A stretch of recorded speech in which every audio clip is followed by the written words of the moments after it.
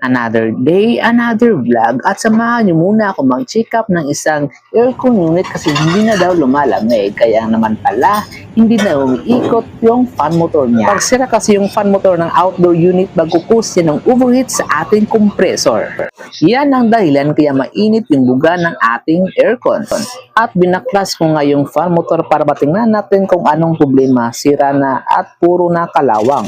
At liniya ko nga konti para matanggal natin yung sirang bearing.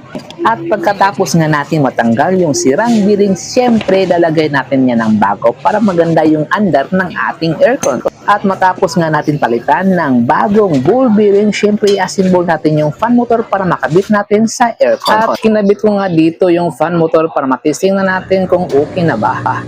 Yan, umandar na. At umandar na nga yung fan motor at yung compressor ng aircon unit at mainit na yung buga ng outdoor unit at alam kong malamig na yan sa loob. Yan. Thank you for watching.